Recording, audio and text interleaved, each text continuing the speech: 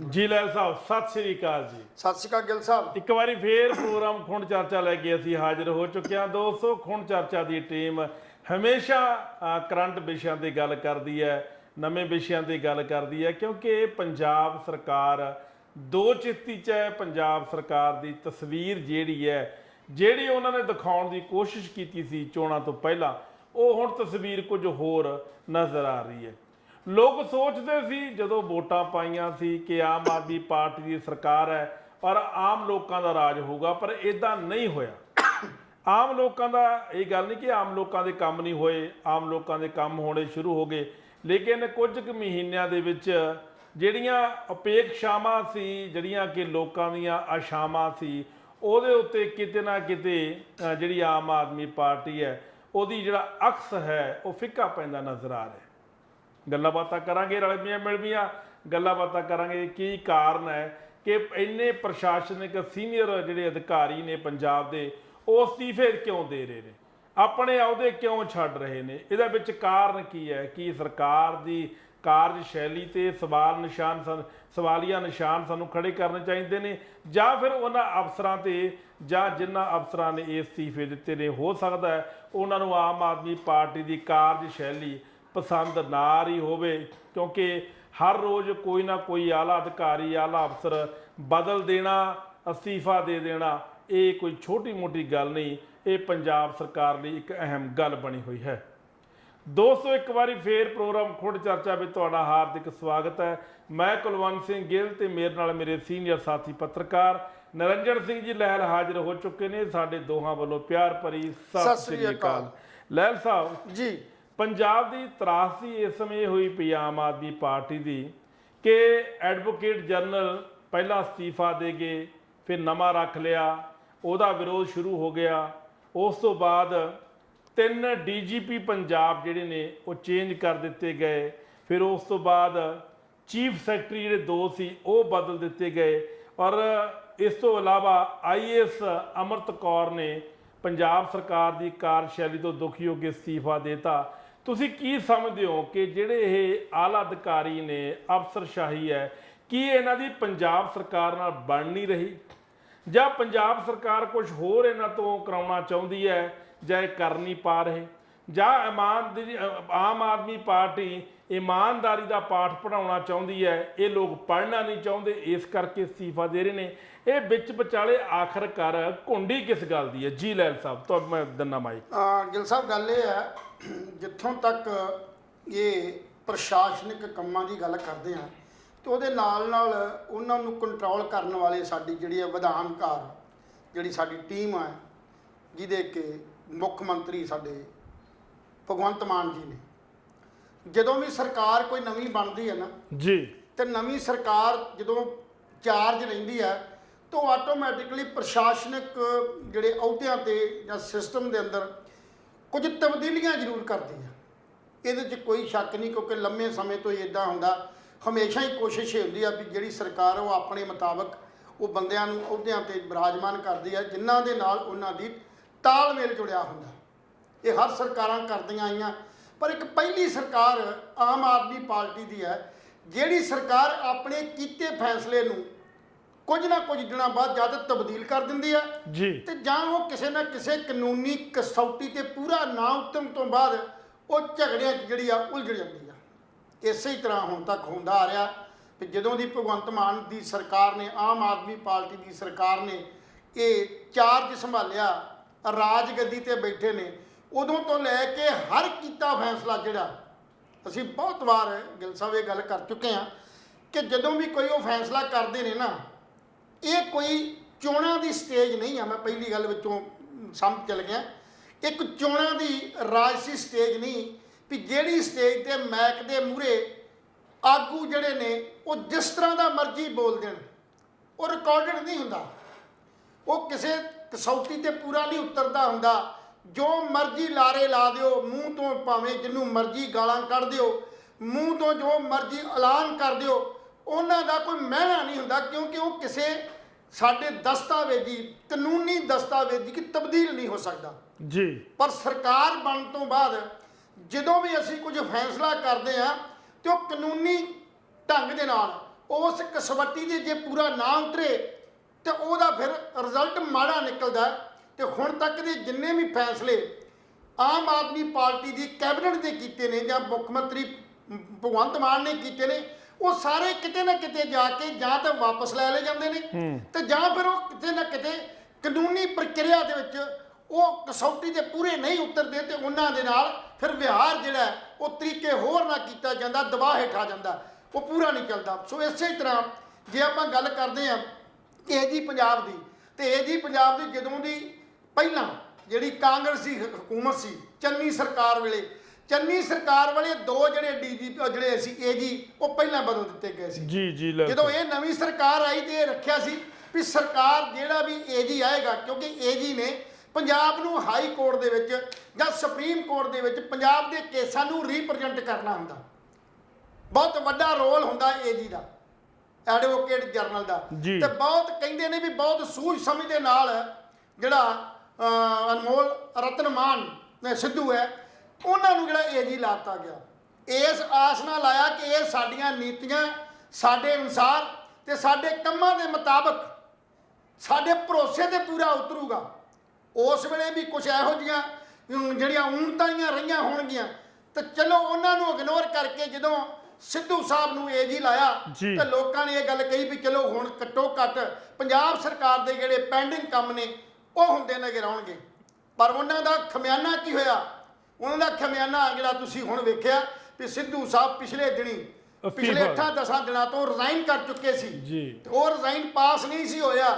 ਇਹਦੇ ਪਿੱਛੇ ਭਾਵੇਂ ਸਿੱਧੂ ਸਾਹਿਬ ਇਹ ਕਹਿਣ ਵੀ ਮੇਰਾ ਕੋਈ ਇਹਦੇ 'ਚ ਮੇਰੇ ਆਪਣੇ ਘਰੇਲੂ ਜਿਹੜੇ ਕਾਰਨ ਨੇ, ਮੈਂ ਬਹੁਤ ਬਿਜ਼ੀ ਹੋ ਗਿਆ ਸੀ, ਮੇਰੇ ਆਪਣੇ ਕੰਮ ਨਹੀਂ ਸੀ ਹੁੰਦੇ, ਸੋ ਇਹਨਾਂ ਕਾਰਨਾਂ ਕਰਕੇ ਮੈਨੂੰ ਰਿਜ਼ਾਈਨ ਕਰਨਾ ਪੈ ਰਿਹਾ, ਮੈਂ ਅਸਤੀਫਾ ਦਿੱਤਾ, ਬੇਨਤੀ ਕੀਤੀ ਮੇਰਾ ਅਸਤੀਫਾ ਪ੍ਰਵਾਨ ਕਰ ਲਓ। ਪਰ ਜਿੱਥੋਂ ਤੱਕ ਕਨਸੋਆਂ ਨੇ ਜਾਂ ਸਰਗੋਸ਼ੀਆਂ ਨੇ ਉਹ ਇਹ ਗੱਲ ਕਹਿੰਦੀਆਂ ਨੇ ਵੀ ਜਿਹੜੀਆਂ ਸਾਡੀਆਂ ਨਵੀਂ ਭਰਤੀ ਜਿਹੜੀ ਸੀ, ਜਿਹੜੇ ਸਾਡੇ ਪ੍ਰੋਸੀਕਿਊਟਰ ਜਿਹੜੇ ਸਰਕਾਰੀ ਵਕੀਲ ਭਰਤੀ ਕਰਨੇ ਸੀ, ਉਹਨਾਂ ਭਰਤੀਆਂ ਦੇ ਵਿੱਚ ਜਿਹੜੀ ਲਿਸਟ ਤਿਆਰ ਕੀਤੀ ਗਈ ਉਹਦੇ 'ਚ ਕਿਤੇ ਵੀ ਆਪਣੇ ਰਤਨ ਅਨਮੋਲ ਨੂੰ ਕਿਤੇ ਵੀ ਜਿਹੜਾ ਇੱਕ ਏਜੀ ਹੋਣ ਦੇ ਨਾਤੇ ਉਹਨੂੰ ਕਿਤੇ ਜਗ੍ਹਾ ਨਹੀਂ ਦਿੱਤੀ ਗਈ, ਉਹਦੀ ਸਲਾਹ ਨਹੀਂ ਲਈ ਗਈ ਔਰ ਨਾ ਹੀ ਉਹਨੇ ਕਿਤੇ ਕਿਸੇ ਇਹੋ ਜਿਹੇ ਕੰਮ 'ਚ ਮਤਲਬ ਜਿਹੜੀ ਇਨਵੋਲਵਮੈਂਟ ਕੀਤੀ ਗਈ। ਸਿੱਧੀ ਸਪਸ਼ਟ ਜਿਹੜੀ ਲਿਸਟ ਸੀ ਉਹ ਲਿਸਟ ਰਾਘਵ ਚੱਡਾ ਨੇ ਬਣਾਈ ਸੀ। ਹੁਣ ਸਵਾਲ ਇੱਥੇ ਹੈ ਕਿ ਜਿੱਥੇ ਜੇ ਸਾਡਾ ਇਹ ਸਿਸਟਮ ਜਿਹੜਾ ਮੁੱਖ ਅਦਾਰਾ ਹੈ ਜੇ ਉਹਦੇ 'ਚ ਇਸੇ ਢੰਗ ਦੀ ਇਨਵੋਲਵਮੈਂਟ ਦਿੱਲੀ ਵਾਲਿਆਂ ਕਰਨੀ ਸੀ ਤਾਂ ਫਿਰ ਰਾਘਵ ਚੱਡੇ ਨੂੰ ਏਜੀ ਲਾਤਾ ਜਾਂਦਾ। ਹੋਰ ਕਈ ਕਾਰਨ ਇਹੋ ਜਿਹੇ ਨੇ ਜਿਨ੍ਹਾਂ ਕਾਰਨਾਂ ਕਰਕੇ ਸਿੱਧੂ ਨੂੰ ਇਹ ਰਿਜ਼ਾਈਨ ਕਰਨਾ ਪਿਆ। ਸਭ ਤੋਂ ਵੱਡਾ ਕਾਰਨ ਇੱਕ ਇਹ ਹੈ ਔਰ ਦੂਸਰਾ ਕਾਰਨ ਇਹ ਹੈ ਕਿ ਦਿੱਲੀ ਵਾਲਿਆਂ ਦਾ ਬਹੁਤ ਵੱਡਾ ਜਿਹੜੀ ਹੈ ਦਬਾਅ ਹੈ ਇਹਨਾਂ ਮਤਲਬ ਜਿਹੜੀ ਸਾਡੀ ਪੰਜਾਬ ਦੀ ਹਕੂਮਤ ਦੇ ਵਿੱਚ ਬਹੁਤ ਵੱਡਾ ਦਬਾਅ ਦਿੱਲੀ ਵਾਲਿਆਂ ਦਾ। ਆਪਣੇ ਪੰਜਾਬ ਦੀ ਨਾ ਕੈਬਨਿਟ, ਨਾ 92 ਐਮਐਲਏ, ਨਾ ਹੀ ਸਾਡੇ ਮੁੱਖ ਮੰਤਰੀ ਜਿਹੜਾ ਪੰਜਾਬ ਭਗਵੰਤ ਮਾਨ ਆ ਉਹਦਾ ਕੋਈ ਰੋਲ ਨਜ਼ਰ ਆਉਂਦਾ। ਸੋ ਨਾਲ ਜੇ ਗੱਲ ਕਰਦੇ ਆ ਨਵੇਂ ਏਜੀ ਦੀ, ਨਵੇਂ ਏਜੀ ਕਈ ਸਾਹਿਬ ਦੇ ਕੋਲੇ ਜੇ ਗੱਲ ਕਰਦੇ ਆ, ਅਜੇ ਤੱਕ ਕਈ ਸਾਹਿਬ ਦਾ ਜਿਹੜਾ ਏਜੀ ਦਾ ਨੋਟੀਫਿਕੇਸ਼ਨ ਹੈ ਉਹ ਇਸ ਕਰਕੇ ਨਹੀਂ ਕੀਤਾ ਜਾ ਸਕਿਆ ਕਿਉਂਕਿ ਵਿਰੋਧੀ ਧਿਰਾਂ ਨੇ ਇੱਕ ਗੱਲ ਪਿੰਚ ਕੀਤੀ ਹੈ, ਇੱਕ ਗੱਲ ਜ਼ਰੂਰ ਸਾਫ਼ ਕਹੀ ਹੈ, ਭਾਵੇਂ ਕਿ ਆਪਣੇ ਕਈ ਸਾਹਿਬ ਕਹਿੰਦੇ ਨੇ ਕਿ ਮੈਨੂੰ ਭਗਵੰਤ ਮਾਨ ਦਾ ਫੋਨ ਆਇਆ ਸੀ ਵੀ ਅਸੀਂ ਤੁਹਾਡਾ ਨਾਂ ਇਸ ਪੈਨਲ 'ਚ ਪਾ ਰਹੇ ਹਾਂ ਔਰ ਤੁਹਾਨੂੰ ਇਹ ਸੇਵਾਵਾਂ ਦੇਣੀਆਂ। ਉਹਨਾਂ ਦੇ ਕਹੇ ਅਨੁਸਾਰ ਮੈਂ ਇਹ ਅਹੁਦੇ ਨੂੰ ਪ੍ਰਵਾਨ ਕਰ ਰਿਹਾ ਤੇ ਮੇਰੀ ਕੋਸ਼ਿਸ਼ ਹੈ ਕਿ ਮੈਂ ਇਹ ਅਹੁਦੇ ਦੀ ਮਾਣ ਮਰਜ਼ਾਦਾ ਰੱਖਾਂ ਤਾਂ ਮੈਂ ਇਹਨਾਂ ਦੇ ਤਾਲਮੇਲ 'ਚ ਇਹਨਾਂ ਦੇ ਭਰੋਸੇ ਤੇ ਪੂਰਾ ਉਤਰਾਂ। ਕਿਉਂਕਿ ਜਦੋਂ ਵੀ ਕੋਈ ਇਹੋ ਜਿਹੀ ਨਿਯੁਕਤੀ ਹੁੰਦੀ ਹੈ ਨਾ ਤੇ ਉਹ ਗੱਲ ਕਹੀ ਜਾਂਦੀ ਹੈ, ਪਰ ਅੱਜ ਤੱਕ ਕਿਉਂ ਨਹੀਂ ਨੋਟੀਫਿਕੇਸ਼ਨ ਹੋ ਸਕਿਆ? ਉਹਦਾ ਕਾਰਨ ਕੀ ਹੈ? ਤੁਸੀਂ ਜਦੋਂ ਫੈਸਲਾ ਲੈਂਦੇ ਹੋ ਨਾ, ਮੁਸ਼ਕਿਲ ਕਿੱਥੇ ਆ ਵੀ ਅਸੀਂ ਫੈਸਲਾ ਕਿਸੇ ਕਸਵੱਟੀ ਤੇ ਨਹੀਂ ਲੈਂਦੇ, ਸੋਚ ਸਮਝ ਨਹੀਂ ਲੈਂਦੇ। ਅਸੀਂ ਬਾਹਰਲੇ ਨਾ ਤਾਂ ਕੇਜਰੀਵਾਲ ਸਾਹਿਬ ਨੂੰ ਔਰ ਨਾ ਹੀ ਸਾਡੇ ਰਾਘਵ ਚੱਡਾ ਨੂੰ, ਨਾ ਹੀ ਦਿੱਲੀ ਵਾਲਿਆਂ ਨੂੰ ਪੰਜਾਬ ਦੀ ਸਰਜ਼ਮੀਨ ਦਾ ਪਤਾ ਹੈ, ਨਾ ਹਾਲਾਤਾਂ ਦਾ ਪਤਾ, ਨਾ ਕੇਸਾਂ ਦਾ ਪਤਾ। ਇਹ ਸਿਆਸੀ ਸਟੇਜ ਨਹੀਂ ਆ, ਇੱਕ ਰਾਜਗੱਦੀ ਦੇ ਵਿੱਚ ਚਲਾਈ ਜਾਣੀ ਆ। ਸੋ ਇਹਦੇ 'ਚ ਕੀ ਹੋਇਆ? ਦੂਸਰੇ ਪਾਸੇ ਜੇ ਕਈ ਸਾਹਿਬ ਦੀ ਗੱਲ ਕਰਦੇ ਤੇ ਕਈ ਸਾਹਿਬ ਕੋਲੋਂ ਅਨੇਕਾਂ ਹੀ ਜਿਹੜੇ ਕੇਸ ਨੇ ਜਿਨ੍ਹਾਂ ਦੇ ਵਿੱਚ ਡੇਰਾ ਸਿਰਸਾ ਦਾ ਜਿਹੜਾ ਹੈਗਾ ਉਹ ਕੇਸ ਨੂੰ ਫਾਈਟ ਕਰ ਰਿਹਾ। ਦੂਸਰੇ ਪਾਸੇ ਡੀਜੀਪੀ ਸਮੇਲ ਸੈਣੀ ਦੇ ਕੇਸ ਨੂੰ ਉਹ ਫਾਈਟ ਕਰ ਰਿਹਾ। ਸਿਮਰਨਜੀਤ ਸਿੰਘ ਮਾਨ ਦੇ ਕੇਸ ਨੂੰ ਵੀ ਸੌਰੀ ਬੈਂਸ ਨੂੰ ਵੀ ਇਹੀ ਕਰ ਰਿਹਾ। ਸਿਮਰਨਜੀਤ ਬੈਂਸ ਜਿਹੜਾ ਹੈ, ਲੁਧਿਆਣੇ ਵਾਲੇ ਨੇ, ਉਹਨਾਂ ਦੇ ਕੇਸ ਨੂੰ ਇਹ ਫਾਈਟ ਕਰ ਰਹੇ ਨੇ। ਹੁਣ ਕਿਵੇਂ ਇੱਕ ਪਾਸੇ ਸਰਕਾਰ ਦੇ ਖਿਲਾਫ ਇਹਨਾਂ ਕੇਸਾਂ ਨੂੰ ਪ੍ਰੋਟੈਕਟ ਕਰਨ ਵਾਸਤੇ ਕਈ ਸਾਹਿਬ ਪੇਸ਼ ਹੁੰਦੇ ਰਹੇ ਨੇ, ਤੇ ਹੁਣ ਇਹ ਕਿਵੇਂ ਦਵੱਲੀ ਕਰਨਗੇ? ਜਾਂ ਤਾਂ ਸਰਕਾਰ ਦੇ ਜਿਹੜੇ ਕੇਸ ਨੇ ਉਹ ਪੈਂਡਿੰਗ ਰਹਿ ਜਾਣਗੇ, ਤੇ ਜਾਂ ਫਿਰ ਸਰਕਾਰ ਦਾ ਕੇਸ ਕਮਜ਼ੋਰ ਹੋ ਕੇ ਉਹਨਾਂ ਬੰਦਿਆਂ ਨੂੰ, ਕਿਉਂਕਿ ਉਹ ਪ੍ਰਾਈਵੇਟ ਕਲਾਇੰਟ ਹੈ, ਕੱਲ ਨੂੰ ਸਰਕਾਰ ਬਦਲ ਜਾਂਦੀ ਹੈ। 5 ਸਾਲਾਂ ਨੂੰ ਸਰਕਾਰ ਬਦਲ ਗਈ, ਤੇ 5 ਸਾਲਾਂ ਦੇ ਦੌਰਾਨ ਜੇ ਇਹ ਕੇਸ ਸਾਰੇ ਹਾਰ ਜਾਂਦੇ ਨੇ ਤਾਂ ਫਿਰ ਇਹਦੀ ਪ੍ਰੈਕਟਿਸ ਤੇ ਲੋਕੀ ਸਵਾਲ ਕਰਨਗੇ। ਕਿਉਂਕਿ ਅੱਜ ਸਾਰਾ, ਮੈਂ ਪਰਸੋਂ ਵੀ ਬੋਲਿਆ ਸੀ ਕਿ ਸਾਡੀ ਜਿਹੜੀ ਇਹ ਲਾਇਰ ਸਿਸਟਮ ਹੈ, ਐਡਵੋਕੇਟ ਜਿਹੜੇ ਸਾਨੂੰ ਰੀਪ੍ਰੈਜ਼ੈਂਟ ਕਰਦੇ ਨੇ, ਉਹ ਪੈਸੇ ਵੱਲ ਵੇਖਦੇ ਨੇ। ਉਹ ਇਹ ਨਹੀਂ ਵੇਖਦੇ ਗਰੀਬ ਕੌਣ ਹੈ ਤੇ ਕੌਣ। ਉਹ ਛੋਟੇ ਮੋਟੇ ਕੇਸ ਨਹੀਂ ਲੈਂਦੇ, ਇਹ ਸਿਰਫ ਕਾਰਪੋਰੇਟ ਘਰਾਣਿਆਂ ਔਰ ਇਦਾਂ ਦੇ ਜਿਹੜੇ ਕੇਸ ਨੇ, ਵੱਡੇ ਕੇਸ ਨੇ ਜਿਹੜੇ, ਉਹਨਾਂ ਤੋਂ ਬਹੁਤ ਵੱਡੀ ਰਕਮ ਇਹਨਾਂ ਨੂੰ ਵਸੂਲ ਹੁੰਦੀ ਹੈ, ਔਰ ਉਸ ਕਰਕੇ ਇਹ ਕੇਸ ਪਰਸਿਊ ਕਰਦੇ ਨੇ।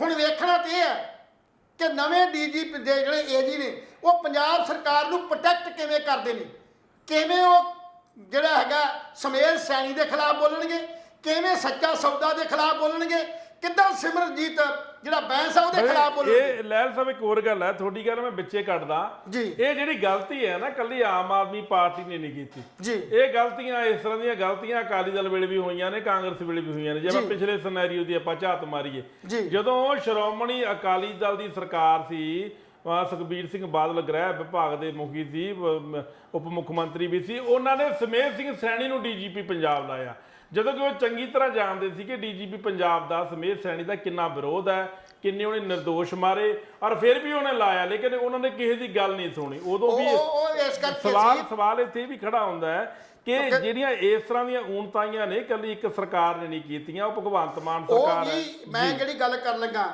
ਜਿਸ ਵੇਲੇ ਸ਼੍ਰੋਮਣੀ ਅਕਾਲੀ ਦਲ ਨੇ ਆਪਣੀ ਸਰਕਾਰ ਦੇ ਵੇਲੇ ਡੀਜੀਪੀ ਸਮੇਰ ਸੈਣੀ ਨੂੰ ਲਾਇਆ, ਜਦੋਂ ਕਿ ਸਿੱਖ ਇਤਿਹਾਸ ਦੇ ਅੰਦਰ ਜਾਂ ਸਾਡੇ ਪੰਜਾਬ ਨੂੰ ਪਤਾ ਸੀ ਵੀ ਇਹ ਸਾਡੇ ਮਤਲਬ ਨੌਜਵਾਨਾਂ ਦੇ ਕਾਤਲ ਹੈ, ਪਰ ਉਹਨੂੰ ਲਾਇਆ ਕਿਵੇਂ ਗਿਆ?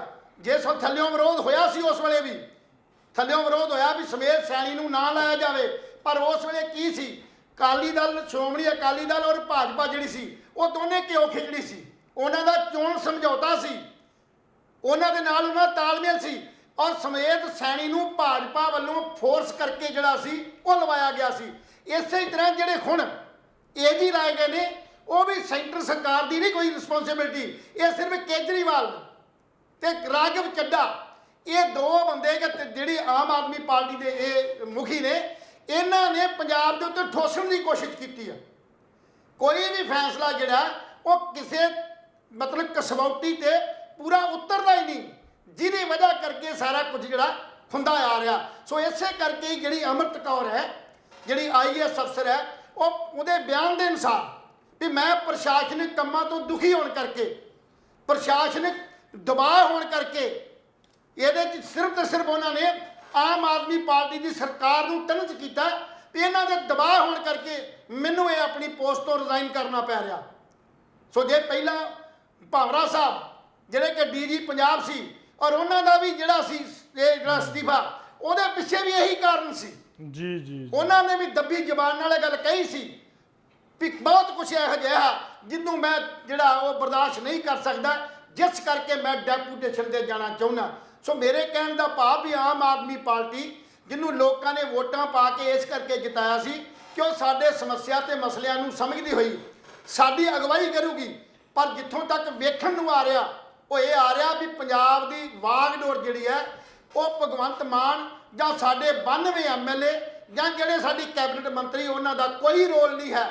ਜਿੰਨੇ ਵੀ ਫੈਸਲੇ ਜਾਂ ਜੋ ਵੀ ਕੋਈ ਤਬਦੀਲੀਆਂ, ਦੂਸਰੀ ਗੱਲ ਤਬਦੀਲੀ ਦੀ ਮੈਂ ਕਰ ਰਿਹਾ, ਅੱਜ ਜਿੰਨੇ ਵੀ ਅਫਸਰ, IAS ਅਫਸਰ, PCS ਅਫਸਰ, IPS ਅਫਸਰ, ਜਿਹੜੇ ਨਿਤ ਰੋਜ਼ 20-20, 50-50 ਕਰਕੇ ਬਦਲੇ ਜਾ ਰਹੇ ਨੇ, ਇਹਨਾਂ ਦੀਆਂ ਬਦਲੀਆਂ ਵੀ ਕੋਈ ਪੰਜਾਬ ਸਰਕਾਰ ਦੀ ਵੱਲੋਂ ਐਡਵਾਈਜ਼ ਨਹੀਂ ਕੀਤੀਆਂ ਗਈਆਂ। ਇਹ ਵੀ ਸਾਰੀਆਂ ਦੀਆਂ ਸਾਰੀਆਂ ਰਾਘਵ ਚੱਡੇ ਦੀ ਤੇ ਕੇਜਰੀਵਾਲ ਸਾਹਿਬ ਦੀ ਆਪ ਦੀ ਜਿਹੜੀ ਆ ਉਹ ਸਹਿਮਤੀ ਅਨੁਸਾਰ, ਆਪ ਦੀ ਸਲਾਹ ਦੇ ਅਨੁਸਾਰ, ਕਿਸੇ ਵੀ ਟਰਾਂਸਫਰ ਦੇ ਮਾਮਲੇ 'ਚ ਕਿਤੇ ਵੀ ਭਗਵੰਤ ਮਾਨ ਤੋਂ ਸਲਾਹ ਨਹੀਂ ਲਈ ਗਈ। ਅੱਜ ਭਗਵੰਤ ਮਾਨ ਦੀ ਹਾਲਤ ਇਹ ਹੈ ਕਿ ਮਾਨਸਿਕ ਤੌਰ ਤੇ ਦੁਖੀ ਹੈ। ਉਹ ਇਹ ਜਾਣਦਿਆਂ ਹੋਇਆਂ ਵੀ ਜਦੋਂ ਵੀ ਕੱਲ ਨੂੰ ਕੋਈ ਚੱਕਰ ਪਏਗਾ ਜਾਂ ਜਦੋਂ ਵੀ ਕੋਈ ਸਰਕਾਰ ਫੇਲ ਦੀ ਗੱਲ ਆਏਗੀ, ਜਦੋਂ ਵੀ ਲੋਕਾਂ 'ਚ ਕੋਈ ਇਦਾਂ ਦੀ ਗੱਲ ਆਏਗੀ ਤੇ ਭਗਵੰਤ ਮਾਨ ਹੀ ਉਹਦਾ ਜ਼ਿੰਮੇਵਾਰ ਹੋਏਗਾ। ਪਰ ਲਹਿਰ ਸਾਹਿਬ ਇੱਕ ਹੋਰ ਵੀ ਗੱਲ ਹੈ, ਭਗਵੰਤ ਮਾਨ ਨੂੰ ਸੋਝੀ ਕਰਨੀ ਚਾਹੀਦੀ ਹੈ। ਕਿਉਂ ਇਦਾਂ ਦੀ ਗੱਲ ਹੋ ਰਹੀ ਹੈ? ਮੰਨ ਲਓ ਆਪਾਂ ਸਾਫ਼ ਹੈ, ਜੇ ਵਿਰੋਧੀ ਧਿਰ ਕਹਿ ਰਿਹਾ ਕਿ ਰਾਘਵ ਚੱਡਾ ਫੈਸਲੇ ਕਰ ਰਿਹਾ ਹੈ ਜਾਂ ਕੇਜਰੀਵਾਲ ਸਾਹਿਬ ਕਰ ਰਹੇ ਨੇ ਜਾਂ ਹਰ ਰੋਜ਼ ਅਫਸਰ ਜਿਹੜੇ ਚੇਂਜ ਹੋ ਰਹੇ ਨੇ ਜੀ, ਪੰਜਾਬ ਸਰਕਾਰ ਦੀਆਂ ਨਾ ਇੱਕ ਤਰਾਸਦੀ ਰਹੀ ਹੈ ਉਹ 70 ਸਾਲਾਂ 72 ਸਾਲਾਂ ਤੋਂ, ਚਾਹੇ ਉਹ ਕਾਂਗਰਸ ਹੈ, ਚਾਹੇ ਅਕਾਲੀ ਦਲ ਹੈ, ਚਾਹੇ ਹੁਣ ਭਗਵੰਤ ਮਾਨ ਦੀ ਸਰਕਾਰ ਹੈ। ਇਹ ਆਉਣ ਸਾਰ ਨਾ ਪਹਿਲਾਂ ਬਦਲੀਆਂ ਵਾਲੇ ਪਾਸੇ ਭਜਦੇ ਨੇ, DSP SSP ਚੇਂਜ ਕਰਤੇ, ISPCS ਚੇਂਜ ਕਰਤੇ, SHO ਚੇਂਜ ਕਰਤੇ। ਪਤਾ ਨਹੀਂ ਇਹਨਾਂ ਦੀ ਕੀ ਪ੍ਰੋਬਲਮ ਹੈ, ਕੀ ਇਹਨਾਂ ਨੂੰ ਬਿਮਾਰੀ ਹੈ, ਪਤਾ ਨਹੀਂ ਕੀ ਇਹਨਾਂ ਨੂੰ ਪਿਛਲੀਆਂ ਸਰਕਾਰਾਂ ਇਹਨਾਂ ਨੂੰ ਗੁੜਤੀ 'ਚ ਦੇ ਕੇ ਜਾਂਦੀਆਂ ਨੇ ਵੀ ਤੁਸੀਂ ਇਦਾਂ ਕਰਨਾ ਹੀ ਕਰਨਾ। ਪੰਜਾਬ ਨੂੰ ਚਲਾਉਣ ਦਾ ਮਸਲਾ ਉਲਝ ਗਿਆ, ਮਾਈਨਿੰਗ ਉਲਝ ਗਈ, ਸ਼ਰਾਬ ਐਕਸਾਈਜ਼ ਪੰਜਾਬ 'ਚ ਉਲਝ ਗਿਆ, ਬੇਰੁਜ਼ਗਾਰੀ ਉਲਝ ਗਈ, ਲੋਕ ਡਾਂਗਾ ਖਾ ਰਹੇ ਨੇ। ਔਰ ਪੰਜਾਬ ਦੇ ਹਰ ਜ਼ਿਲ੍ਹੇ ਦੇ ਲੋਕਾਂ ਦੇ ਵਿੱਚ ਜਦੋਂ ਆਪਾਂ ਵਿਚਰਦੇ ਹਾਂ, ਮਿਲਦੇ ਹਾਂ, ਉਹ ਗੱਲ ਇਹ ਕਹਿ ਰਹੇ ਨੇ ਕਿ ਜਿਨ੍ਹਾਂ ਵਿਧਾਇਕਾਂ ਨੇ ਸਾਡੇ ਮੁੱਦਿਆਂ ਤੇ ਆ ਕੇ ਸਿਆਸਤ ਕਰੀ, ਵਿਰੋਧੀ ਪਾਰਟੀਆਂ ਨੂੰ ਕੋਸਿਆ, ਅੱਜ ਉਹ ਸਾਡਾ ਫੋਨ ਤੱਕ ਨਹੀਂ ਚੁੱਕਦੇ, ਉਹ ਅੱਜ ਸਾਡੀ ਸਾਰ ਨਹੀਂ ਲੈਂਦੇ, ਉਹ ਸਾਨੂੰ ਪੁੱਛਦੇ ਨਹੀਂ। ਹੁਣ ਤੁਸੀਂ ਮੈਨੂੰ ਗੱਲ ਦੱਸੋ ਕਿ ਇਹ 92 ਵਿਧਾਇਕ ਜਿਹੜੇ ਜਿੱਤੇ ਨੇ, ਚਲੋ ਕਿਤੇ ਮੋਬਾਈਲਾਂ ਵਾਲਾ ਜਿਤਾਤਾ, ਕਦੇ ਕਿਤੇ ਕੋਈ ਜਿਤਾਤਾ, ਠੀਕ ਹੈ ਜਿਤਾ ਤੇ ਲੋਕਾਂ ਨੇ ਜਿੱਤਣੇ ਵੀ ਸੀ, ਲੇਕਿਨ ਸਮੱਸਿਆ ਇੱਥੇ ਇਹ ਖੜੀ ਹੈ ਵੀ 5 ਸਾਲ ਬਾਅਦ ਕੀ ਵੋਟਾਂ ਨਹੀਂ ਆਉਣੀਆਂ। ਮੈਨੂੰ ਲਹਿਲ ਸਾਹਿਬ ਇਦਾਂ ਲੱਗਦਾ ਹੈ ਵੀ ਭਗਵੰਤ ਮਾਨ ਜੀ ਇਹ ਭੁੱਲ ਗਏ ਸੱਤਾ ਦੇ ਨਸ਼ੇ ਦੇ ਵਿੱਚ ਵੀ ਸ਼ਾਇਦ ਹੁਣ ਵੋਟਾਂ ਪੈਣੀਆਂ ਹੀ ਨਹੀਂ ਪੰਜਾਬ ਦੇ ਵਿੱਚ। ਗਿੱਲ ਸਾਹਿਬ ਭਾਈ 5 ਸਾਲ ਬਾਅਦ ਵੋਟਾਂ ਪੈਣੀਆਂ ਨੇ, 5 ਸਾਲ ਬਾਅਦ ਉਹੀ ਨੱਥਾ ਸਿੰਘ ਬੰਤਾ ਸਿੰਘ ਕੋਲੇ ਤੁਸੀਂ ਜਾਣਾ, ਮੂੰਹ ਦਿਖਾਉਣਾ, ਉੱਥੋਂ ਹੀ ਵੋਟਾਂ ਮੰਗਣੀਆਂ ਨੇ। ਲੋਕਾਂ ਨੇ ਜਿਹੜਾ ਬਦਲ ਸੋਚਿਆ ਸੀ ਉਹ ਬਦਲ ਫੇਰ ਬਦਲ ਦੇਣਾ, ਫੇਰ ਅਕਾਲੀ ਦਲ ਜਾਂ ਕਾਂਗਰਸ ਕਾਬਜ ਹੋ ਜਾਣੀ ਹੈ। ਇਸ ਕਰਕੇ ਲੋਟ ਹੋ ਜਾਓ ਮੇਰੇ ਹਿਸਾਬ ਨਾਲ। ਗਿੱਲ ਸਾਹਿਬ ਜਿਹੜੀ ਬਦਲਾਅ ਦੀ ਗੱਲ ਹੈ ਨਾ, ਜੀ ਉਹ ਇਹਨਾਂ ਬਦਲੀਆਂ ਨੂੰ ਬਦਲਾਅ ਸਮਝਦਾ। ਹਾਂ ਵੀ ਬਦਲੀਆਂ ਕਰਤੀਆਂ, ਇਹ ਬਦਲੀਆਂ ਕਰਤੀਆਂ, ਇਹ ਬਦਲਾਅ, ਇੱਕ ਨੂੰ ਦੂਜੇ ਥਾਂ, ਦੂਜੇ ਨੂੰ ਤੀਜੇ ਥਾਂ, ਚੌਥੇ ਨੂੰ ਪੰਜਵੇਂ ਥਾਂ, ਇਹਨੂੰ ਅੱਖੇ ਪਿੱਛੇ ਕਰਕੇ ਹੀ ਇਹ ਬਦਲਾਅ ਇਹਨੂੰ ਕਹੀ ਜਾਂਦਾ। ਇਹ ਬਦਲ ਆਪਾਂ ਗਲਤ ਸਮਝ ਗਏ, ਅਸੀਂ ਗਲਤ ਸਮਝ ਗਏ। ਅਸੀਂ ਸਮਝਦੇ ਸੀ ਬਦਲਾਅ ਆਏਗਾ ਸਿਸਟਮ 'ਚ, ਬਦਲਾਅ ਆਏਗਾ ਸਾਡੇ ਰਹਿਣ ਸਹਿਣ 'ਚ, ਬਦਲਾਅ ਆਏਗਾ ਸਾਡੇ ਸਾਰੇ ਸਿਸਟਮ 'ਤੇ, ਇੱਕ ਨਵਾਂ ਜਿਹੜਾ ਸਿਸਟਮ ਬਣ ਜਾਏਗਾ, ਲੋਕਾਂ ਨੂੰ ਰੁਜ਼ਗਾਰ ਮਿਲੇਗਾ, ਲੋਕਾਂ ਦੀਆਂ ਸਮੱਸਿਆਵਾਂ ਹੱਲ ਹੋਣਗੀਆਂ, ਸਿਹਤ ਸਹੂਲਤਾਂ ਸੁਧਰਨਗੀਆਂ, ਐਜੂਕੇਸ਼ਨ ਸਿਸਟਮ ਸੁਧਰੇਗਾ, ਹਰ ਬੰਦੇ ਨੂੰ ਨੌਕਰੀ ਮਿਲੇਗੀ, ਹਰ ਬੰਦੇ ਦੇ ਘਰ ਜਿਹੜਾ ਚੁੱਲ੍ਹਾ ਉਹ ਜਗੇਗਾ, ਚੱਲੇਗਾ, ਮਹਿੰਗਾਈ ਘਟੇਗੀ, ਲੋਕੀ ਸੁੱਖ ਦਾ ਸਾਹ ਲੈਣਗੇ। ਇਹ ਮਜ਼ਾਰੇ, ਇਹ ਰੈਲੀਆਂ, ਇਹ ਧਰਨੇ, ਇਹ ਹੜਤਾਲਾਂ ਖਤਮ ਹੋ ਜਾਣਗੀਆਂ। ਕਿਸਾਨ ਬੜੇ ਸੁਖੀ ਹੋ ਕੇ ਆਪਣੀ ਜ਼ਮੀਨ ਵਾਹੁਣਗੇ ਤੇ ਆਪਣੀ ਫਸਲ ਜਿਹੜੀ ਆ ਉਹ MSP ਤੇ ਵੇਚਣਗੇ। ਇਹ ਮੰਗਾਂ, ਇਹ ਸਾਰਾ ਕੁਝ ਅਸੀਂ ਅੰਦਾਜ਼ਾ ਲਾ ਲਿਆ ਸੀ ਵੀ ਹੋ ਸਕਦਾ ਤੀਸਰਾ ਬਦਲ ਆਉਣ ਤੋਂ ਬਾਅਦ ਇਹ ਸਾਰੀਆਂ ਸੁੱਖ ਸਹੂਲਤਾਂ ਸਾਨੂੰ ਮਿਲਣਗੀਆਂ, ਪਰ ਨਹੀਂ। ਉਹ ਰਾਜਨੀਤਿਕ ਲੋਕਾਂ ਨੇ ਉਸੇ ਢੰਗ ਦੀ ਨਕਲ ਮਾਰੀ ਜਿਹੜੇ ਪਹਿਲਾਂ ਰਾਜ ਕਰਦੇ ਸੀ, ਉਸੇ ਆਧਾਰ ਦੇ ਉੱਤੇ, ਉਸੇ ਲੀਹ ਦੇ ਉੱਤੇ ਚੱਲ ਕੇ ਉਹ ਸਾਰੇ ਕੰਮ ਜਿਹੜੇ ਕਰਨੇ ਸ਼ੁਰੂ ਕਰ ਦਿੱਤੇ, ਜਿਨ੍ਹਾਂ 'ਚ ਬਦਲੀਆਂ ਕਰਨੀਆਂ, ਨੌਕਰੀਆਂ ਨੂੰ ਪੱਕਿਆਂ ਨਾ ਕਰਨਾ, ਜਾਂ ਇਦਾਂ ਦੇ AG DGP ਔਰ ਸਾਡੇ ਜਿਹੜੇ ਨੇ ਚੀਫ ਸੈਕਟਰੀ ਵਰਗਿਆਂ ਤੱਕ ਵੀ ਬਦਲੀਆਂ ਜਿਹੜੀਆਂ ਉਹ ਕਰ ਦਿੱਤੀਆਂ ਗਈਆਂ। ਇਹਨੂੰ ਬਦਲਾਅ ਸਮਝਦੇ ਨੇ। ਜਿੱਥੋਂ ਤੱਕ ਅੱਜ ਪਹਿਲਾਂ ਅਸੀਂ ਕਹਿੰਦੇ ਸੀ, ਜਾਂ ਆਮ ਮੇਰੇ ਖਿਆਲ ਵਿਦੇਸ਼ ਤੇ ਬੈਠੇ ਸਾਡੇ ਭਰਾ ਜਾਂ ਜਿੱਥੋਂ ਤੱਕ ਸਾਡੇ ਸੁਣ ਰਹੇ ਸਾਡੇ ਸਰੋਤੇ ਨੇ, ਇਹ ਸਮਝਦੇ ਹੋਣਗੇ ਕਿ ਅਸੀਂ ਜਾਣਬੁੱਝ ਕੇ ਵਿਰੋਧ ਕਰਦੇ ਹਾਂ, ਅਸੀਂ ਇਕੱਲੇ ਹੀ ਵਿਰੋਧ ਕਰ ਰਹੇ ਹਾਂ। ਰਾਜਸੀ ਪਾਰਟੀਆਂ ਵਿਰੋਧ ਕਰ ਰਹੀਆਂ ਨੇ, ਕਿਉਂਕਿ ਰਾਜਸੀ ਪਾਰਟੀਆਂ ਤੇ ਜਦੋਂ ਸਟੇਟ 'ਚ ਜਦੋਂ ਰਾਜਗੱਦੀ ਤੋਂ ਉਤਰਦੀਆਂ ਨੇ ਤੇ ਉਹਨਾਂ ਨੂੰ ਫਿਰ ਵਿਰੋਧੀਆਂ ਨੂੰ ਵਿਰੋਧ ਕਰਨ ਦਾ ਹੀ ਮੌਕਾ ਮਿਲਦਾ। ਉਹਨਾਂ ਕੋਲ ਕੰਮ ਤੇ ਕੋਈ ਹੁੰਦਾ ਨਹੀਂ, ਵਿਰੋਧ ਕਰਦੇ। ਪਰ ਅੱਜ ਇੱਕ ਗੱਲ ਸਾਫ਼ ਕਹਿ ਦਈਏ ਕਿ ਪੰਜਾਬ ਦਾ ਹਰ ਵਰਗ,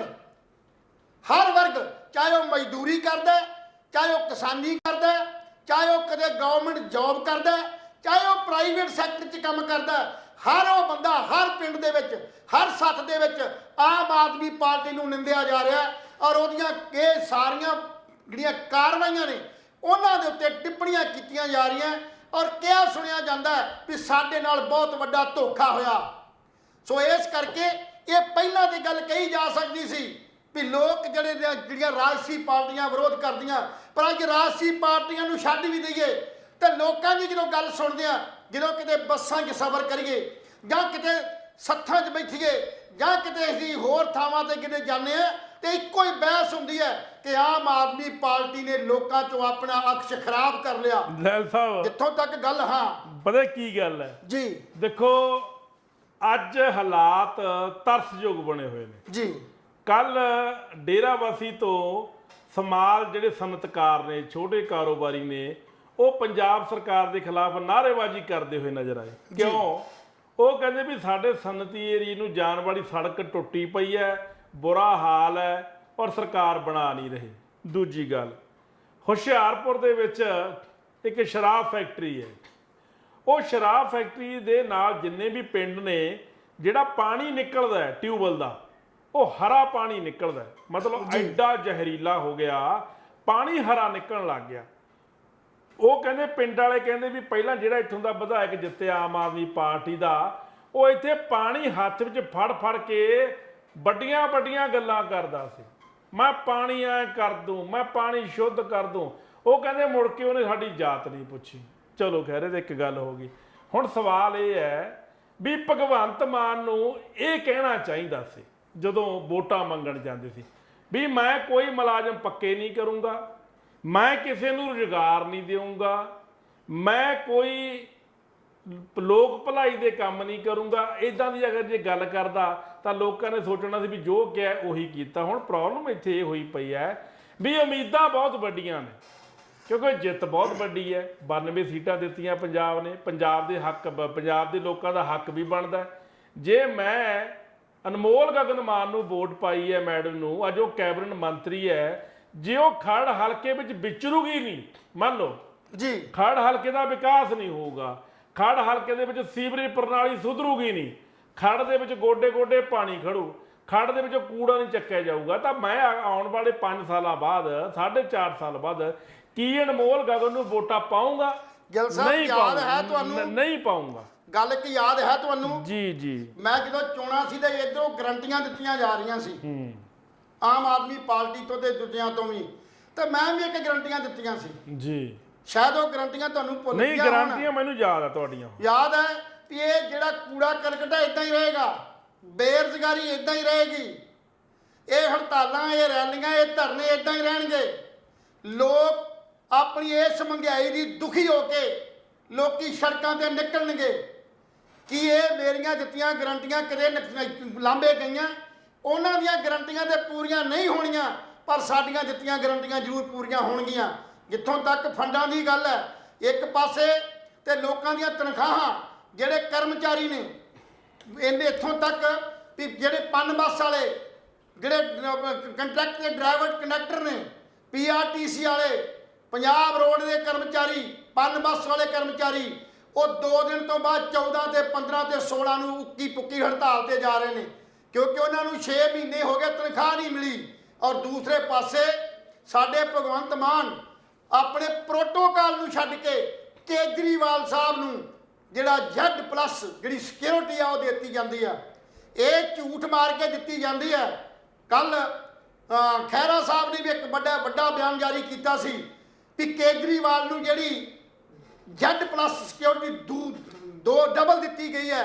ਕਿਸੇ ਵੀ ਹਿੰਦੁਸਤਾਨ ਦੇ ਅੰਦਰ ਕੋਈ ਵੀ ਇਹੋ ਜਿਹਾ ਮੰਤਰੀ, ਪ੍ਰਧਾਨ ਮੰਤਰੀ, ਰਾਸ਼ਟਰਪਤੀ ਜਾਂ ਕੋਈ ਇਹੋ ਜਿਹਾ ਨਹੀਂ ਜਿਹਨੂੰ ਡਬਲ ਜਿਹੜੀ ਆ ਸਿਕਿਉਰਿਟੀ ਦਿੱਤੀ ਗਈ ਹੋਵੇ। ਔਰ ਇੱਕ ਭਗਵੰਤ ਮਾਨ ਹੈ ਜਿਨ੍ਹਾਂ ਨੇ ਜਦੋਂ ਪੰਜਾਬ ਦੀ ਸਿਕਿਉਰਿਟੀ ਦੇਣ ਦੀ ਗੱਲ ਕੀਤੀ ਤਾਂ ਉਸ ਵੇਲੇ ਜਿਹੜਾ ਲੈਟਰ ਲਿਖਿਆ ਉਹਦੇ ਵਿੱਚ ਲਿਖਿਆ ਗਿਆ ਕਿ ਕੇਜਰੀਵਾਲ ਪੰਜਾਬ ਦਾ ਕਨਵੀਨਰ ਹੈ, ਜਦੋਂ ਕਿ ਹਰ ਇੱਕ ਨੂੰ ਪਤਾ ਕਿ ਪੰਜਾਬ ਦਾ ਪ੍ਰਧਾਨ ਉਹ ਭਗਵੰਤ ਮਾਨ ਹੈ, ਨਾ ਕਿ ਕੇਜਰੀਵਾਲ। ਕੇਜਰੀਵਾਲ ਸਿਰਫ ਤੇ ਸਿਰਫ ਉਹ ਸੈਂਟਰ ਟੀਮ ਦਾ, ਦਿੱਲੀ ਦਾ ਉੱਥੋਂ ਦਾ ਕਨਵੀਨਰ ਹੈ, ਦਿੱਲੀ ਦਾ ਮੁੱਖ ਮੰਤਰੀ ਹੈ, ਤੇ ਆਮ ਆਦਮੀ ਪਾਰਟੀ ਦਾ ਉਹ ਕਨਵੀਨਰ ਹੈ। ਇੰਡੀਆ ਲੈਵਲ ਦੇ ਉੱਤੇ, ਪੰਜਾਬ ਲੈਵਲ ਦੇ ਉੱਤੇ ਉਹ ਕਨਵੀਨਰ ਵੀ ਨਹੀਂ ਔਰ ਪ੍ਰਧਾਨ ਵੀ ਨਹੀਂ। ਔਰ ਇਸ ਨਾਤੇ ਜਿਹੜੀ ਡਬਲ ਸਿਕਿਉਰਿਟੀ ਜਿਹੜੀ ਹੈ ਸਿਕਿਉਰਿਟੀ ਦੇ ਦਿੱਤੀ ਗਈ, ਜਿਹਦੇ 'ਚ 1000 ਬੰਦਾ ਜਿਹੜਾ ਸਾਡਾ ਕਮਾਂਡੋ ਹੈ ਉਹ ਦਿੱਲੀ ਭੇਜਤਾ ਗਿਆ ਉਹਦੀ ਸਿਕਿਉਰਿਟੀ ਵਾਸਤੇ। ਉਹਨੂੰ ਕਾਹਦਾ ਖਤਰਾ? ਇੱਕ ਪਾਸੇ ਵੀਆਈਪੀ ਕਲਚਰ ਖਤਮ ਕਰਨ ਦੀ ਗੱਲ ਕੀਤੀ ਗਈ ਆ ਤੇ ਵੀਆਈਪੀ ਕਲਚਰ ਖਤਮ ਕਰ ਦਿਆਂਗੇ, ਤੇ ਦੂਸਰੇ ਪਾਸੇ ਰਾਘਵ ਚੱਡੇ ਵਰਗੇ ਜਿਨ੍ਹਾਂ ਨੂੰ ਕੋਈ ਪਾਵਰ ਨਹੀਂ, ਜਿਨ੍ਹਾਂ ਦੇ ਕੋਲੇ ਇੱਕ ਸਿਰਫ ਤੇ ਸਿਰਫ ਹੁਣ ਰਾਜ ਸਭਾ ਮੈਂਬਰ ਹੈ, ਉਹ ਜੱਜ ਸਿਕਿਉਰਿਟੀ ਲਈ ਫਿਰਦਾ। ਉਹ ਸਾਰਾ ਪੈਸਾ ਪੰਜਾਬ ਦੇ ਖਜ਼ਾਨੇ ਚੋਂ ਉਹਨਾਂ ਮੁਲਾਜ਼ਮਾਂ ਨੂੰ ਜਿਹੜੇ ਕਮਾਂਡੋ ਇਹਦੇ ਨਾਲ ਲੱਗੇ ਨੇ ਜਾਂ ਦਿੱਲੀ ਜਿਹੜੇ ਕਮਾਂਡੋ ਚਲੇ ਗਏ ਨੇ, ਡਬਲ ਜਿਹੜੀ ਸਿਕਿਉਰਿਟੀ ਹੈ, ਇਹ ਸਾਰਾ ਖਰਚਾ ਰਾਘਵ ਚੱਡੇ ਦੇ ਬਾਪ ਨੇ ਨਹੀਂ ਦੇਣਾ ਜਾਂ ਕੇਜਰੀਵਾਲ ਸਾਹਿਬ ਨੇ ਕਿਤੇ ਬਾਹਰੋਂ ਨਹੀਂ ਲੈ ਕੇ ਆਉਣਾ, ਤਨਖਾਹ ਚੋਂ ਨਹੀਂ ਕਟਾਉਣਾ, ਭਗਵੰਤ ਮਾਨ ਨੇ ਆਪਣੀ ਜ਼ਮੀਨ ਵੇਚ ਕੇ ਨਹੀਂ ਦੇਣਾ। ਇਹ ਪੰਜਾਬ ਦੇ ਖਜ਼ਾਨੇ ਚੋਂ ਸਾਡੇ ਲੋਕਾਂ ਦਾ ਟੈਕਸ ਜਿਹੜਾ ਗਿਆ ਉਹਦੇ ਚੋਂ ਪੈਸੇ ਜਾ ਰਹੇ ਨੇ। ਇੱਥੇ ਪੰਜਾਬ ਦੇ ਮੁਲਾਜ਼ਮ ਤਨਖਾਹ ਲਈ ਤਰਸ ਰਹੇ ਨੇ। ਅੱਜ ਬਿਜਲੀ ਬੋਰਡ ਦੇ ਕਰਮਚਾਰੀਆਂ ਦੀ ਬਹੁਤ ਵੱਡੀ ਰੈਲੀ ਹੋਈ। ਉਸ ਰੈਲੀ ਕਿ ਜਿੱਥੇ 300 ਤੇ 600 ਯੂਨਿਟ ਨੂੰ ਚੈਲੰਜ ਕੀਤਾ ਗਿਆ, ਉੱਥੇ ਮੰਗ ਕੀਤੀ ਗਈ ਹੈ ਕਿ ਸਾਡੇ ਤਨਖਾਹਾਂ ਜਿਹੜੀਆਂ ਨੇ ਉਹ ਰੋਕੀਆਂ ਜਾ ਰਹੀਆਂ ਨੇ। ਪੈਨਸ਼ਨ, ਆਪਣੀ ਤਨਖਾਹ ਪੈਨਸ਼ਨ ਰੁਕ ਰਹੀ ਹੈ। ਉਹਦਾ ਕਾਰਨ ਇਹ ਆ ਕਿ 19,000 ਕਰੋੜ ਰੁਪਈਆ ਪੰਜਾਬ ਸਰਕਾਰ ਨੇ ਸਬਸਿਡੀ ਤੌਰ ਦੇ ਉੱਤੇ ਬਿਜਲੀ ਬੋਰਡ ਦਾ ਦੇਣਾ। ਅਗਰ ਆਉਣ ਵਾਲੇ ਸਮੇਂ 'ਚ ਜੇ 19,000 ਕਰੋੜ ਰੁਪਈਆ ਸਬਸਿਡੀ ਬਿਜਲੀ ਬੋਰਡ ਨੂੰ ਰੀਗ ਨਾ ਕੀਤੀ ਗਈ ਤੇ 1,500 ਕਰੋੜ ਰੁਪਈਆ ਕੋਲੇ ਦਾ ਜਿਹੜਾ ਉਹ ਬੰਦ ਹੋ ਜਾਏਗਾ। ਔਰ 1,500 ਕਰੋੜ ਰੁਪਈਆ ਜਿਹੜੇ ਕਰਜ਼ੇ ਚੁੱਕੇ ਨੇ ਬਿਜਲੀ ਬੋਰਡ ਨੇ, ਉਹਨਾਂ ਕਰਜ਼ਿਆਂ ਦਾ ਵਿਆਜ ਰੁਕ ਜਾਏਗਾ ਔਰ ਅਰਜੈਂਟਮੈਂਟ ਪੈਦਾ ਹੋ ਜਾਏਗੀ। ਔਰ ਮੁਲਾਜ਼ਮ ਅੱਜ ਨਿਰਾਸ਼ਤਾ ਦੇ ਆਲਮ 'ਚ ਨੇ ਵੀ ਸਾਡੇ ਆਉਣ ਵਾਲੇ ਸਮੇਂ 'ਚ ਸਾਡੀਆਂ ਤਨਖਾਹਾਂ ਔਰ ਸਾਡੀਆਂ ਪੈਨਸ਼ਨਾਂ ਬੰਦ ਹੋਣ ਜਾ ਰਹੀਆਂ ਨੇ। ਸੋ ਇਹ ਸਾਰਾ ਕੁਝ ਪੰਜਾਬ ਨੇ ਵੇਖਣਾ ਸੀ, ਪਰ ਇਹ ਨਹੀਂ ਵੇਖਿਆ। ਦੂਸਰੇ ਪਾਸੇ ਰਾਘਵ ਚੱਡੇ ਵਰਗਿਆਂ ਨੂੰ ਇੱਕ ਪ੍ਰਸ਼ਾਸਨਿਕ ਤੌਰ ਤੇ ਅਹੁਦਾ ਦੇ ਦੇਣਾ, ਚੇਅਰਮੈਨ ਲਾ ਦੇਣਾ ਸਾਰੇ ਪ੍ਰਸ਼ਾਸਨ ਦੇ ਉੱਤੇ, ਕਿ ਪੰਜਾਬ ਦੇ ਅੰਦਰ ਕੋਈ ਬੰਦਾ ਹੋਰ ਨਹੀਂ ਸੀ। ਔਰ ਇਸ ਨੂੰ ਵੀ ਹਾਈ ਕੋਰਟ ਦੇ ਅੰਦਰ ਚੈਲੰਜ ਕੀਤਾ ਗਿਆ। ਤੇ ਇਹਨਾਂ ਦੋਨਾਂ ਮਸਲਿਆਂ ਦੇ ਉੱਤੇ, ਰਾਘਵ ਚੱਡੇ ਦੇ ਚੇਅਰਮੈਨ ਲਾਉਣ ਦੇ ਉੱਤੇ ਔਰ ਦੂਸਰਾ ਏਜੀ ਪੰਜਾਬ ਕਹੀ ਸਾਹਿਬ ਨੂੰ ਲਾਉਣ ਦੇ ਉੱਤੇ ਇੱਕ ਦੁਚਿੱਤੀ ਜਿਹੜੀ ਪੈਦਾ ਹੋ ਗਈ, ਕਾਨੂੰਨੀ ਪ੍ਰਕਿਰਿਆ ਲੱਭ ਨਹੀਂ ਰਹੀ। ਔਰ ਉਸ ਕਰਕੇ ਭਗਵੰਤ ਮਾਨ ਕੱਲ ਜਿਹੜਾ ਰਾਘਵ ਚੱਡੇ ਦੇ ਨਾਲ ਕੇਜਰੀਵਾਲ ਦੇ ਦਰਬਾਰ 'ਚ ਪੇਸ਼ ਹੋਇਆ ਇਹਦੇ ਹੱਲ ਵਾਸਤੇ ਵੀ ਮੈਨੂੰ ਹੱਲ ਦੱਸਿਆ ਜਾਏ। ਉਹ ਹੱਲ ਕੀ ਦੱਸਣਗੇ ਜਿਨ੍ਹਾਂ ਨੇ ਤੈਨੂੰ ਖੁਦ ਫਸਾਤਾ ਇਸ ਮਾਮਲੇ 'ਚ? ਰਾਘਵ ਚੱਡੇ ਦੇ ਅੰਦਰ ਵੀ ਰੋਸ ਪ੍ਰਗਟ ਹੋ ਰਿਹਾ ਕਿ ਭਗਵੰਤ ਮਾਨ ਇਹ ਜਿਹੜਾ ਨੋਟੀਫਿਕੇਸ਼ਨ ਜਾਰੀ ਨਹੀਂ ਕਰ ਰਿਹਾ।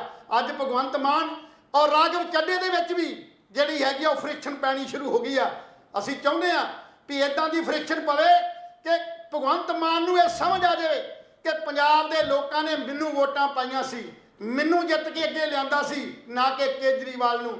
ਭਾਵੇਂ ਕਿ ਕੇਜਰੀਵਾਲ ਨੇ ਬੋਲ ਲਾਏ ਸੀ ਵੀ ਇੱਕ ਵੋਟ ਇੱਕ ਵਾਰੀ ਕੇਜਰੀਵਾਲ ਨੂੰ ਮੌਕਾ ਦਿਓ। ਅਸੀਂ ਮੌਕਾ ਕੇਜਰੀਵਾਲ ਨੂੰ ਨਹੀਂ ਦਿੱਤਾ, ਅਸੀਂ ਮੌਕਾ ਭਗਵੰਤ ਮਾਨ ਨੂੰ ਦਿੱਤਾ ਸੀ। ਲੋਕ ਕਹਿੰਦੇ ਨੇ ਵੀ ਅਸੀਂ ਭਗਵੰਤ ਮਾਨ ਨੂੰ ਮੌਕਾ ਦਿੱਤਾ, ਤੇ ਅੱਜ ਭਗਵੰਤ ਮਾਨ ਇੱਕ ਸਿਰਫ ਰਬੜ ਦੀ ਮੋਹਰ ਹੋ ਕੇ ਰਹਿ ਗਿਆ ਏ।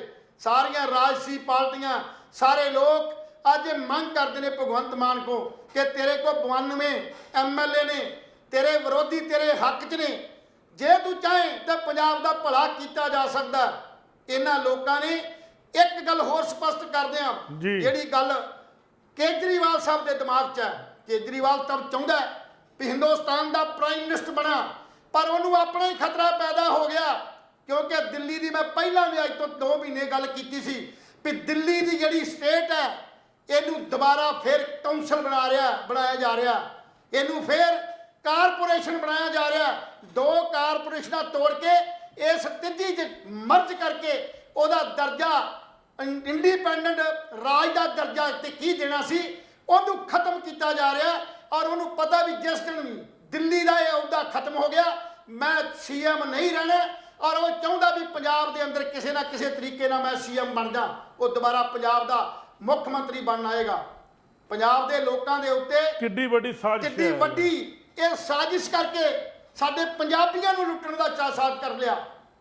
ਇੱਕ ਕੱਲ ਮੈਂ ਇੱਕ ਇੰਟਰਵਿਊ ਵੇਖੀ ਜਿਹੜਾ ਕਿ ਬਹੁਤ ਸੀਨੀਅਰ ਜਿਹੜਾ ਆਮ ਆਦਮੀ ਪਾਰਟੀ ਦਾ ਵਰਕਰ ਸੀ, ਔਰ ਉਹਨੇ ਜਦੋਂ ਇਹ ਗੱਲ ਚੋਣਾਂ ਦੇ ਵੋਟਾਂ ਦੀ ਗੱਲ ਕੀਤੀ ਤਾਂ ਉਸ ਵੇਲੇ ਰਾਘਵ ਚੱਡੇ ਦੇ ਉੱਤੇ ਔਰ ਕੇਜਰੀਵਾਲ ਤੇ ਸਿਸੋਦੀਆ ਦੇ ਉੱਤੇ ਉਹਨੇ ਬਹੁਤ ਵੱਡੇ ਇਲਜ਼ਾਮ ਲਾਏ ਸੀ। ਉਹ ਵੱਖਰੀ ਗੱਲ ਹੈ ਵੀ ਜਦੋਂ ਸ਼ਿਕਾਇਤ ਕੀਤੀ ਗਈ ਵੀ ਕਹਿੰਦਾ 3-4 ਕਰੋੜ ਦਾ ਕਾਲਾ ਕਪਲਾ ਹੁੰਦਾ, ਔਰ ਦੂਸਰੇ ਪਾਸੇ ਸੰਜੇ ਸਿੰਘ ਹੋਣੀ ਇਸ ਗੱਲ ਹੀ ਰੌਲਾ ਪਾ ਰਹੇ ਨੇ ਫਲਾਣੇ ਥਾਂ ਤੇ ਆ ਕਪਲਾ ਹੋ ਗਿਆ, ਫਲਾਣੇ ਥਾਂ ਤੇ ਕਪਲਾ ਹੋ ਗਿਆ, ਔਰ ਆਪਣੀ ਸਰਕਾਰ ਦਾ ਕੁਝ ਪਤਾ ਨਹੀਂ ਲੱਗ ਰਿਹਾ। ਜਦੋਂ ਕਿ ਸ਼ਿਸ਼ੋਦੀਆ ਦੇ ਉੱਤੇ ਦਿੱਲੀ ਦੇ ਅੰਦਰ ਜਿਹੜੀ ਈਡੀ ਹੈ ਉਹ ਬਹੁਤ ਸਖਤ ਹੁੰਦੀ ਜਾ ਰਹੀ ਹੈ। ਉੱਥੇ ਜਿਹੜੀ ਸ਼ਰਾਬ ਦੀ ਪਾਲਿਸੀ, ਐਕਸਾਈਜ਼ ਪਾਲਿਸੀ, ਉਹਦੀ ਵੀ ਵਿਜੀਲੈਂਸ ਜਾਂਚ, ਉਹਦੀ ਵਿਜੀਲੈਂਸ ਜਾਂਚ ਜਿਹੜੀ ਸੀਬੀਆਈ ਜਾਂਚ ਸ਼ੁਰੂ ਹੋ ਚੁੱਕੀ ਹੈ। ਔਰ ਉਹੀ ਪਾਲਿਸੀ ਪੰਜਾਬ 'ਚ ਲਿਆਉਣ ਦੀ ਕੋਸ਼ਿਸ਼ ਕੀਤੀ ਜਾ ਰਹੀ ਹੈ। ਜਿਹੜੀ ਪਾਲਿਸੀ ਦਿੱਲੀ 'ਚ ਫੇਲ ਹੈ ਉਹ ਪੰਜਾਬ 'ਚ ਕਿਵੇਂ ਪਾਸ ਹੋ ਜਾਏਗੀ? ਲੈਲ ਸਾਹਿਬ ਇੱਕ ਹੋਰ ਵੀ ਗੱਲ ਹੈਗੀ ਹੈ। ਮੰਨ ਲਓ ਹੁਣ ਆਪਣਾ ਘਰ ਹੈ ਹਨਾ, ਆਪਾਂ ਸਿੰਪਲ ਜੀ ਐਗਜ਼ਾਮਪਲ ਲੈਨੇ ਆ, ਆਪਣਾ ਘਰ ਹੈ, ਜੇ ਉਹਦਾ ਸਲਾਹਕਾਰ ਬਾਹਰ ਦਾ ਬੰਦਾ ਹੋਵੇ ਉਹ ਘਰ ਚੱਲ ਨਹੀਂ ਸਕਦਾ। ਪਰ ਭਗਵੰਤ ਮਾਨ ਸਾਹਿਬ ਬੜੇ ਸੁਲਝੇ ਹੋਏ ਬੰਦੇ ਨੇ, ਗਰਾਊਂਡ ਲੈਵਲ ਤੋਂ ਉੱਠਿਆ ਹੋਇਆ ਬੰਦਾ ਹੈ। ਅਸੀਂ ਭਗਵੰਤ ਮਾਨ ਸਾਹਿਬ ਨੂੰ ਫੇਰ ਬੇਨਤੀ ਕਰਦੇ ਹਾਂ ਵੀ ਪੰਜਾਬ ਨੂੰ ਤੁਸੀਂ ਇੰਡੀਪੈਂਡੈਂਟ ਚਲਾਓ, ਪੰਜਾਬ ਨੂੰ ਤੁਸੀਂ ਆਪ ਚਲਾਓ, ਤੁਸੀਂ ਬੜੇ ਸੂਝਵਾਨ ਹੋ, ਤੁਸੀਂ ਫੈਸਲੇ ਕਰ ਸਕਦੇ ਹੋ।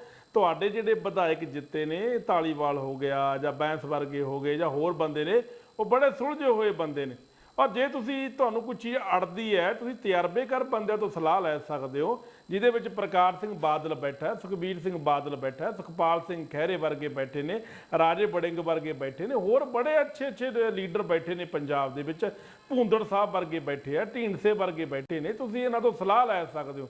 ਸਲਾਹ ਲੈਣ, ਸਿਆਣੇ ਬੰਦੇ ਤੋਂ ਸਲਾਹ ਲੈਣ ਦੇ ਵਿੱਚ ਕੁਝ ਨਹੀਂ ਜਾਂਦਾ, ਕਿਉਂਕਿ ਪ੍ਰੋਗਰਾਮ ਤਾਂ ਇੱਕੋ ਹੀ ਹੈ ਨਾ, ਪੰਜਾਬ ਨੂੰ ਡਿਵੈਲਪ ਕਰਨਾ।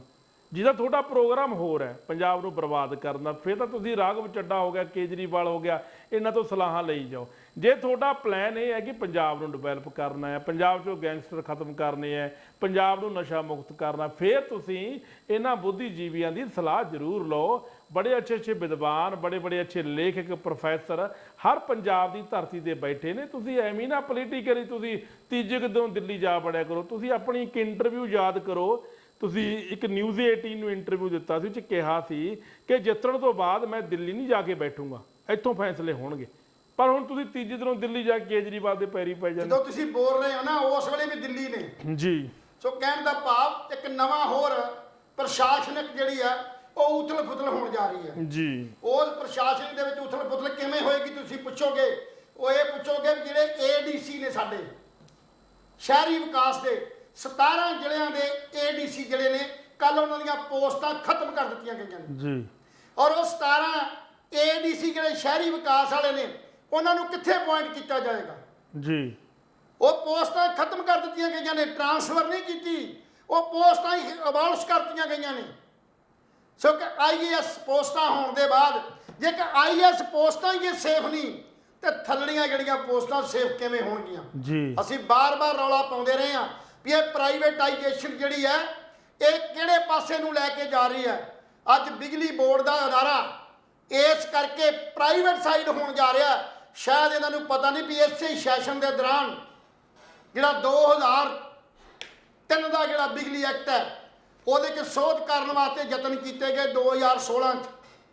ਜਦੋਂ 2016 'ਚ ਸੋਧ ਨਹੀਂ ਹੋਈ ਤਾਂ ਇਹ ਸੋਧ ਹੁਣ 2022 'ਚ ਹੋਣ ਜਾ ਰਹੀ ਹੈ।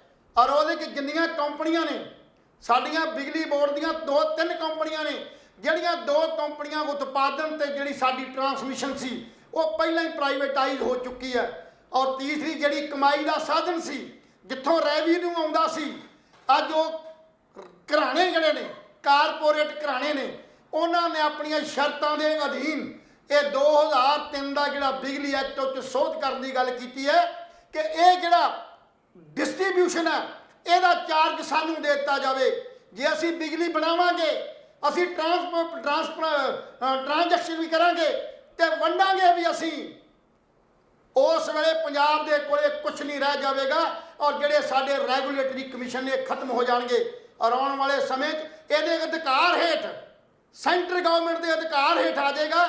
ਔਰ ਇਹਦਾ ਸਾਰੇ ਦਾ ਸਾਰਾ ਜਿਹੜਾ ਚਾਰਜ ਹੈ, ਸਾਰੇ ਦੀ ਸਾਰੀ ਬਿਜਲੀ ਬੋਰਡ ਹੈ, ਉਹ ਸਾਰਾ ਪ੍ਰਾਈਵੇਟ ਹੱਥਾਂ 'ਚ ਤੇ ਵੱਡੇ ਘਰਾਣਿਆਂ ਦੇ ਕੋਲ ਚਲ ਜਾਏਗਾ। ਫਿਰ ਵੇਖਾਂਗੇ ਕਿਹੜੀ 300 ਯੂਨਿਟ ਤੇ 600 ਯੂਨਿਟ ਬਿਜਲੀ ਫ੍ਰੀ ਮਿਲਦੀ ਹੈ। ਸੋ ਲੋਕਾਂ ਨੂੰ ਚਾਹੀਦਾ ਕਿ ਇਹ ਜਿਹੜੇ ਚੋਣਾਂ ਦੇ ਕੀਤੇ ਵਾਅਦੇ ਮੁਫਤਖੋਰਾਂ ਵਾਲੇ ਨੇ, ਅੱਜ ਸੁਪਰੀਮ ਕੋਰਟ ਨੇ ਵੀ ਬਹੁਤ ਇੱਕ ਵੱਡਾ ਫੈਸਲਾ ਕੀਤਾ ਔਰ ਕਰਨ ਜਾ ਰਹੀ ਹੈ। ਉਹਨਾਂ ਨੇ ਇੱਕ ਜਿਹੜੀਆਂ ਪਾਈਆਂ ਸੀ ਰਿਟਾਂ, ਉਨ ਤੇ ਫੈਸਲਾ ਜਿਹੜਾ ਸ਼ੁਰੂ ਕੀਤਾ ਕਿ ਜਿੰਨੇ ਵੀ ਰਾਜਸੀ ਪਾਰਟੀਆਂ ਨੇ ਜਿਹੜੀਆਂ ਮੁਫਤ ਕੌਰ ਸਕੀਮਾਂ ਚਲਾਉਂਦੀਆਂ ਨੇ, ਮੁਫਤ ਕੌਰ ਲੋਕਾਂ ਨੂੰ ਜਿਹੜੀਆਂ ਸਬਸਿਡੀਆਂ ਦੇ ਰਹੀਆਂ ਨੇ, ਜਾਂ ਚੋਣਾਂ ਦੇ ਦੌਰਾਨ ਜਿਹੜੇ ਲਾਰੇ ਲਾਏ ਜਾਂਦੇ ਨੇ ਉਹਦੇ ਉੱਤੇ ਸੈਂਟਰ ਗਵਰਨਮੈਂਟ ਆਪਣਾ ਜਵਾਬ ਸਪਸ਼ਟ ਕਰੇ। ਉਹਨਾਂ ਨੇ ਕਿਹਾ ਅਸੀਂ ਦਖਲ ਨਹੀਂ ਦੇਣਾ ਚਾਹੁੰਦੇ, ਪਰ ਮਜਬੂਰੀ ਵਸ ਸੁਪਰੀਮ ਕੋਰਟ ਇਹ ਗੱਲ ਕਹਿ ਰਹੀ ਹੈ ਕਿ ਸੈਂਟਰ ਗਵਰਨਮੈਂਟ ਨੂੰ ਸਮਾਂ ਦਿੱਤਾ ਵੀ ਇੰਨੇ ਸਮੇਂ 'ਚ ਜਿਹੜੀਆਂ ਵੀ ਮੁਖਤਖੋਰ ਰਾਜਸੀ ਪਾਰਟੀਆਂ ਇੱਦਾਂ ਦੇ ਐਲਾਨ ਕਰਦੀਆਂ ਨੇ ਉਹਨਾਂ ਦੀ ਮਾਨਤਾ ਰੱਦ ਕਰ ਦਿੱਤੀ ਜਾਵੇ। ਇਹ ਸੁਪਰੀਮ ਕੋਰਟ ਜਾਂ ਜਿਹੜੇ ਸਾਡੇ ਨਿਆਂਪਾਲਿਕਾ ਇਹ ਇਸ ਕਰਕੇ ਦਖਲ ਦੇ ਰਹੇ ਨੇ ਜਦੋਂ ਉਹ ਵੇਖਦੇ ਨੇ ਵੀ ਸਾਡੀਆਂ ਰਾਜਸੀ ਪਾਰਟੀਆਂ ਆਪਣੇ ਮਨੋਰਥਾਂ ਨੂੰ ਪੂਰੀਆਂ ਕਰਨ ਵਾਸਤੇ ਸਰਕਾਰੀ ਖਜ਼ਾਨਾ ਲਟਾ ਰਹੀਆਂ ਨੇ, ਸਾਰੇ ਖਜ਼ਾਨੇ ਨੂੰ ਮਦਦ ਦੌੜ ਕਰ ਰਹੀਆਂ ਨੇ, ਵਿਆਜ ਤੇ ਪੈਸੇ ਲੈ ਕੇ ਸਰਕਾਰੀ ਜ਼ਮੀਨਾਂ ਵੇਚ ਕੇ ਜਿਹੜੇ ਨੇ ਉਹ ਇਸ਼ਤਿਹਾਰਾਂ ਰਾਹੀਂ ਹੋਰਨਾਂ ਕਾਰਨਾਂ ਰਾਹੀਂ ਜਾਂ ਇਹੋ ਜਿਹੀਆਂ ਸਿਕਿਉਰਟੀਆਂ ਦੇ ਕੇ ਇਦਾਂ ਦਾ ਜਿਹੜਾ ਪ੍ਰਭਾਵ ਪੈਦਾ ਕਰਕੇ ਖਜ਼ਾਨਾ ਲੁੱਟਿਆ ਜਾ ਰਿਹਾ।